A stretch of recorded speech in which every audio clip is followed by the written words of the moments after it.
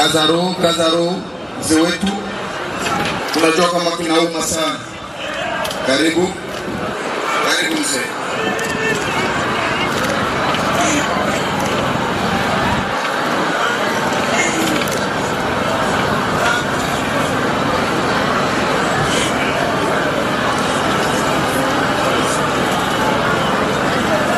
Ninawashukuru kwa kunipa neno ili niweze kuaga kijana huyu. Kwa kifupi, kijana huyu ni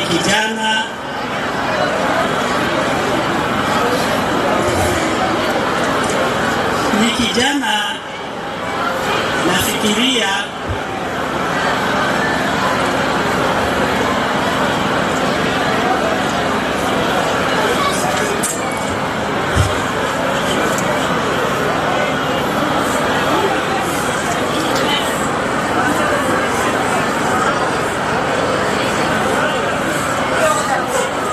ni kijana kabisa, nilikuwa nimempenda ndani ya jamaa, ndiyo familia, sababu nimekuwa na watoto 8, yeye amekuwa mtoto wa 6. Lakini kitu yenyewe nilifurahia, kama alifika kuwa mwimbaji au musicien. Ninakumbuka kulikuja ministeri moja ya evangelization kutoka Afrika Kusini, na hapo tulikuwa tunakosa waimbaji. Nikaenda pale, nikaomba, nikamwacha pale, alifanya miezi 6 na akawa mwimbaji wa kanisa, lakini akakawia muda mfupi kwa sababu ya ujana.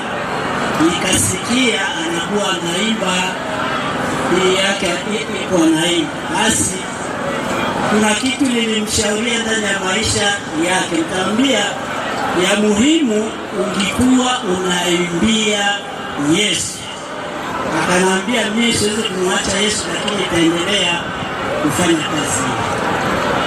Kwa hiyo mpaka muda huu, kitu yenyewe nilishangaa kuanza utoto wake, hakuna siku aligonjwa. Yeye alikuwa mzima sana, hata siku moja kusikia kitu kidogo. Lakini katika mwezi huu alinitumia picha ndani ya telefoni, baba, mguu umevimba usiku. Nikaangalia ndani ya telefoni, kutana mguu umevimba. Nikaomba, nikamuuliza, asubuhi yako umesikia sema umelala vizuri? Lakini kitu nitakuomba, usijaribu kwenda kuwafumu, endelee na neno la Mungu, uende kumaomba. Akasema, baba, mimi siwezi kwenda hata kuwafumu, lakini niko mzima. Na hivi nimeenda kukazi, hakuna nafasi kunauma tena. Akanambia hakuna nafasi kunauma. Nikamwambia nenda basi kule kwa hospitali wakupima, waangalie kama ni kitu gani kimekuletea matatizo. Mguu vimbe tu na ukose kuwa mzima. Basi mama yake akanambia nimepona, sijisikie kuwa tena gonjwa. Nikashukuru. Basi nilikuwa tu asubuhi, mdogo wake anakuja kumwambia, baba, kuja huko habari mbaya. Kasa habari anasema inawezekana Gavi amezimia na twende Uvira, ndio tutajua kukutana kumbi Bwana imembeba.